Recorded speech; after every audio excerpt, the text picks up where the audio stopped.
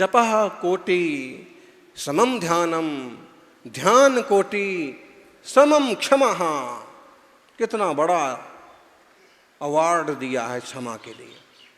बोले आप कितनी सारी स्तुतियां करो, स्तुतियों से ज्यादा महत्वपूर्ण है जाप करना। इसीलिए तो कह रहे बार बार के जाप करना। जाप से जी ज्यादा महत्वपूर्ण है ध्यान करना। और ध्यान कहते हैं क्या, करोड़ों ध्यान करने से भी ज्यादा महत्वपूर्ण है क्षमा धारण करना। है कितनी बढ़िया है। पीड़ें दुष्ट अनेक, बांध मार बहुविधि करें, धरिए क्षमा विवेक, कोप न कीजे पीत मां। हैं बोले लोग कष्ट दें, दुख दें, परेशान कर दें तो भी हृदय में क्षमा धारण करो, कोप मत करो। उत्तम क्षमा गहो रे भाई, बोलो बोलो। उत्तम क्षमा गहो रे भाई, यह भव जस पर भव सुखदाई। गाली सुन मन खेद नानो, गुण को अवगुण कहे अयानो। कही है अयानो वस्तु क्षीणे, बांध मार बहुविधि करे। घर ते निकारे तन विदारे, बैर जो न तहाँ धरे। जे परम जे करम पूरब किए खोटे, सहे क्यों नहीं जियरा। अति क्रोध अग्नि बुझाए प्राणी, साम जल ले सियरा। केवल लागियो कैसा लगा? कितना बढ़िया मार्गदर्शन, कितना बढ़िया। कोई दुख दे, कष्ट दे, उत्तम क्षमा धारण करो, हृदय में निर्मलता रखो। क्यों? क्योंकि क्रोध तो जो है दुख देने वाला है और क्षमा जो है वो सुख देने वाला है। गाली सुन के मन में खेद मत लाओ। कोई आपके गुण को भी अवगुण कहे हैं तो उसमें आप विचलित मत हो जाओ कि मेरी सरलता का अपमान किया जा रहा है। ठीक है, और वो तो अपनी अपनी नीयत है। साधु का काम है बचाना, बिच्छू का काम है डंक मारना। ओ फकीर, पानी के नदी के किनारे खड़ा है, बहते हुए बिच्छू को निकालता है। बिच्छू डंक मारता है, पानी में वापस गिर जाता है, फिर निकालता है, फिर डंक मारता है, हाथ हिलता है, फिर पानी में गिर जाता है। पास में खड़ा हुआ इंसान ने कहा, महात्मा मरने दो इसको, 3 बार डंक मार दिया फिर भी निकालने में लगे हो। महात्मा ने कहा, जब यह अपनी दुष्टता नहीं छोड़ सकता तो मैं अपनी शिष्टता कैसे छोड़ सकता हूं। जब मैं अपना कसाय नहीं छोड़ सकता तब मैं अपनी निर्मलता कैसे छोड़ सकता हूं। यही बात यशोधर मुनिराज ने पेश की। कहा नहीं, प्रैक्टिकल किया। रानी को मालूम पड़ा, पहुंचे, सांप निकाल के दूर किया, राजा शरणिक पानी पानी हो गया। काटो तो खून नहीं। ओहो, 3 दिन से ऐसे कैसे बैठे हैं, शरीर घायल हो गया। धन्य धन्य ये कहलाते मुनिराज। अब आया ध्यान में पूरा पूरा कि जिन पाखंडियों को मैं पूजता था ये हैं मुनि, तो ये साधु हैं। अरे इनके चरणों में तो अपना सिर काट के चढ़ा देना चाहिए, मेरे जैसा पापी कोई दूसरा नहीं। दोनों नमस्कार करते हैं। मुनिराज दोनों को एक जैसा आशीर्वाद देते हैं। आजकल तो और ऐसा होने लगा कि कुछ ऐसे लोग मिल जाएंगे, साधु लोग मिल जाएंगे। अच्छा तुम उनके भगत हो, चलो चलो पीछे बैठो। ये हाल हो गया। अच्छा तुम उनके दर्शन करने आए थे, उनके ही करो, फिर हमारे पास काहे को आए। आप साधु हो, साधु कितना गंभीर होना चाहिए।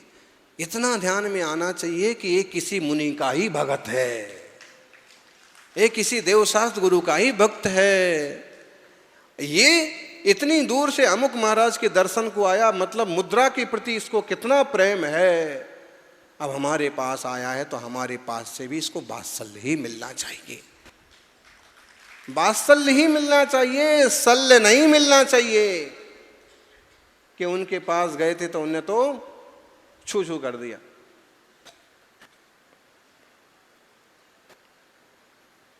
और जब ऐसी महासमता देखी, क्षमा देखी, तो ऐसा भाव आया है कि अरे मुझ पापी को तो अपना सिर काट के रख दो, मेरे को भी आशीर्वाद दे रहे, मैं तो इनके कष्ट में निमित्त बना। तभी मुनिराज ने संबोधित किया, भूषणिक बिंबिसार, क्या सोचते हो? क्या आत्महत्या करने से पाप कट जाते हैं? क्या तलवार से अपना सिर चढ़ा देने से आपकी मुक्ति हो जाएगी? कर्मों का फल भोगना पड़ता है। ध्यान रखो, कभी भी गलत रास्ते मत जाओ, आपका कल्याण हो। इतना सुनते हो और पानी पानी होगा। ये तो मनपरय ज्ञानी है, ये तो अवधि ज्ञानी है, इनको कैसे मालूम पड़ा कि मैं क्या सोच रहा हूं? अरे रे, इतना मालूम होने के बाद भी आशीर्वाद देते। ये वीतरागी मुनियों का चरित्र है। फिर कैसा होना चाहिए क्षमा वालों का जीवन, सुश्रावकों का जीवन कैसा होना चाहिए?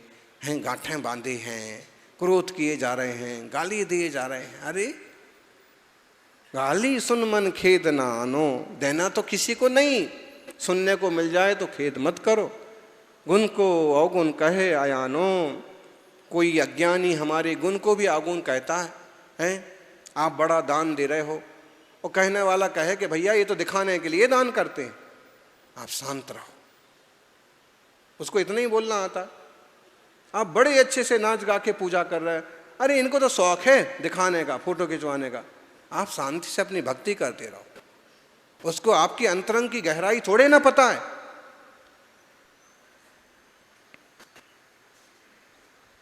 वस्तु छीन लेवे कोई, मार देवे कोई, हाथ पांव तोड़ देवे कोई, फिर भी बैर धारण नहीं जो करता है, उल्टा विचार करता है, मैंने कोई पहले खोटे कर्म किए हैं, उनका उदय आया है। अब क्षमा रूपी धर्म से मैं इस क्रोध की आग को बुझाता हूं, समता रूपी जल से, शीतल जल से अपने आत्मा को शांत करता। कितना, कैसा आनंद का व्याख्यान है। यानी ये अपनी आत्मा का स्वभाव है, ये अपनी दृष्टि है।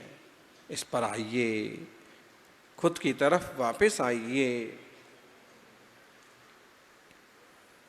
ध्यान रखिए, ये जो पर्व है ना 10 लक्षण, ये 10 लक्षण पर्व क्षमा का पर्व है। ये 10 लक्षण पर्व आत्मानुशासन का पर्व है।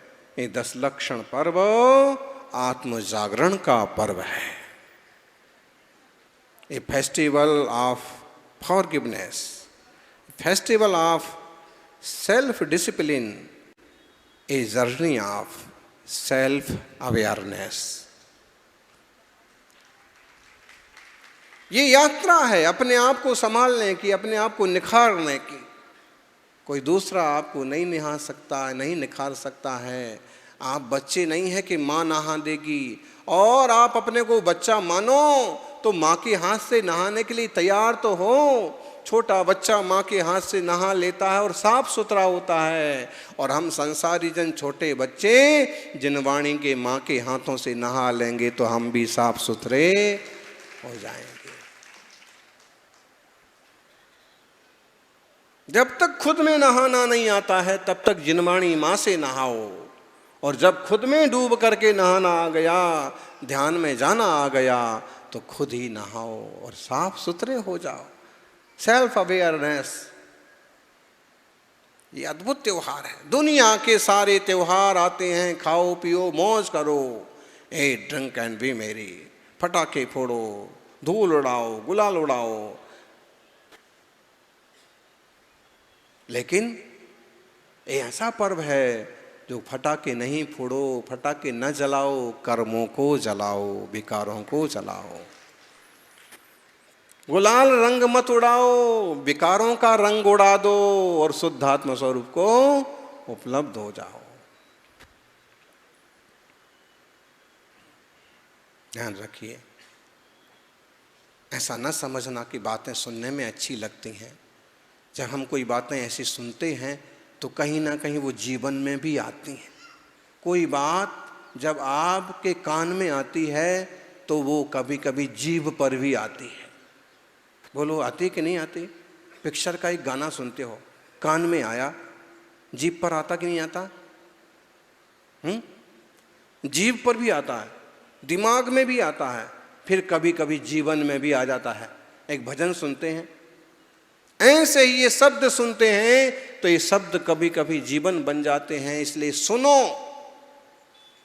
और जीतो। थोड़ा रुक जाइए, थोड़ा झुक जाइए, थोड़ा रुक जाइए, थोड़ा झुक जाइए, फिर सारी जिंदगी सुकून और आनंद से मुस्कुराइए। जब कभी गुस्सा आए तो थोड़े रुक जाओ, जब कोई ज्यादा आंकड़ा करे तो थोड़ा झुक जाओ, और अगर थोड़ा रुकना और थोड़ा झुकना आ गया आपको तो फिर आपके आनंद को कोई नहीं छीन सकता, कोई दुश्मन नहीं होगा।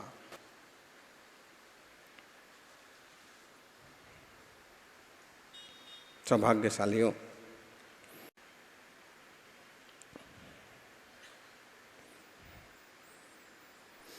अगर बचपन स्क्रीन में खो गया, अगर जीवन स्क्रीन में खो गया तो समझ लो समाज का बंटाधार हो गया। स्क्रीन में, मोबाइल में बच्चों का बचपन बीते या लोगों का समय जाए तो वह जीवन बंटाधार होने वाला है, खत्म होने वाला है। क्यों? उसमें सिर्फ क्रोध, मान, माया, लोभ की बातें सिखाई जाएंगी। विषय वासना के इतने सारे कंटेंट्स भरे पड़े हैं कि छोटे छोटे बच्चे भी बड़े लोगों की तरह वासना सक्त हो गए। इन विकारों से बचाने का काम करता है पर्वराज 10 लक्षण, पर्वराज पर्यूषण। छोटी सी कविता लिखी थी, आए पर्वराज पर्यूषण, बहुत पहले।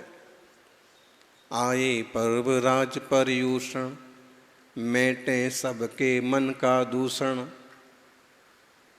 पर्वराज क्या काम करता है? फिर इसको प्राकृत में भी किया, पब्बराय पज्जूषण जायादू, पर्वराज पर्यूषण जयवंत हो। क्योंकि इन्हें जो समझता है, इन्हें जो धारण करता है, उसका जीवन ब्यूटीफुल हो जाता है, वंडरफुल हो जाता है, आनंदमय हो जाता है।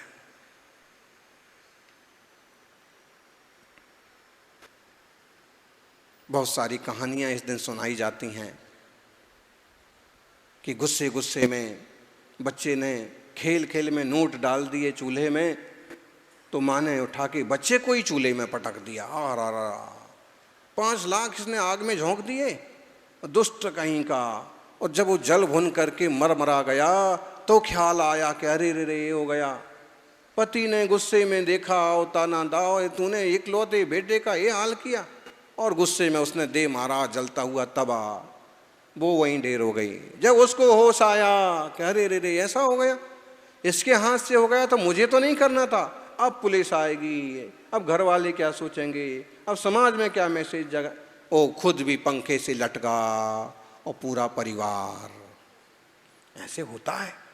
सुनने में भले लगता हो कि बनाई हुई कहानी है, ऐसी कहानियां बन जाती हैं।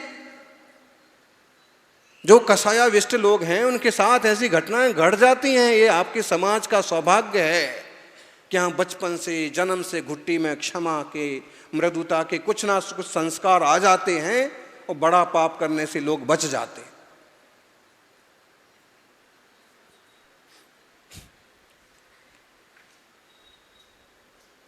2 में द्विपायन मुनि का भी उदाहरण आता है, कैसा क्रोध किया।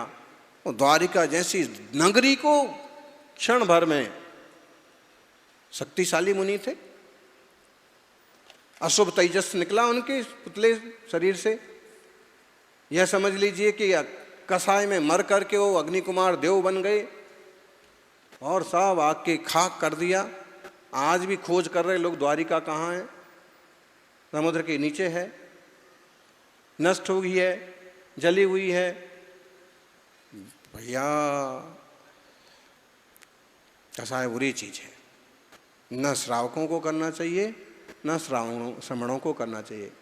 कसाय किसी को नहीं करना चाहिए, क्रोध किसी को नहीं करना चाहिए। तो बोले महाराज उपाय बताओ। फिर उपाय बताने वाले बाबा जी लोग बताते भी हैं, बोले जब गुस्सा आए तो मुंह में पानी भर लो। अब बाबा जी से पूछो कि जब उनको गुस्सा आता है तो मुंह में पानी भरने के लिए जाते हैं कि गुस्सा ही करते हैं? जब बोले गुस्सा आए तो वो जगह छोड़ दो। इतने कितने लोग हैं कि गुस्सा आए और जगह छोड़ दें? अरे 2 जने पकड़ के भी खींचते हैं तो भी कहता है, जैसे खड़ा रहता है जैसे वहां गड़ा हूं, नहीं जाऊंगा, पहले इसको मजा चखाऊंगा। अब ये उपाय नहीं है, ये हैं टेम्परेरी उपाय हैं। थोड़ा समझ जाए कोई तो समझ जाए। नमोकार का जाप करने लगो तो जब गुस्सा आता है तो नमोकार ध्यान में आता है। फिर क्या करोगे? मुनि महाराज का ध्यान कर लो, ये कुछ नहीं सोचता गुस्से के समय। तो बस यही सच्चा उपाय है कि चेतना और कसाय भाव की भिन्नता को समझ लिया जाए, एक निर्धार कर लिया जाए, तो फिर गुस्सा आएगा ही नहीं। पर है, भिन्न है। ऐसे अपने क्षमा स्वभाव को जाने, क्षमा में रमे जमे, यही मंगल भावना। ओम ह्रीम उत्तम क्षमा धर्मांगाय नमः। बोलिए सभी। ओम ह्रीम उत्तम क्षमा धर्मांगाय नमः। ओम ह्रीम उत्तम क्षमा धर्मांगाय नमः। ओम ह्रीम उत्तम क्षमा धर्मांगाय नमः। ओम ह्रीम उत्तम क्षमा धर्मांगाय नमः। ओम ह्रीम उत्तम क्षमा धर्मांगाय ओम ह्रीम उत्तम क्षमा धर्मांगाय नमः। ओम ह्रीम उत्तम क्षमा धर्मांगाय नमः। ओम ह्रीम उत्तम क्षमा धर्मांगाय नमः। ओम ह्रीम उत्तम क्षमा धर्मांगाय नमः। ओम ह्रीम उत्तम क्षमा धर्मांगाय नमः। ओम ह्रीम उत्तम क्षमा धर्मांगाय नमः। उत्तम क्षमा धर्म की, जय हो। पर्युषण पर्व की, 10 लक्षण धर्म की। परम पूज्य गुरुदेव सुनील सागर जी महाराज की।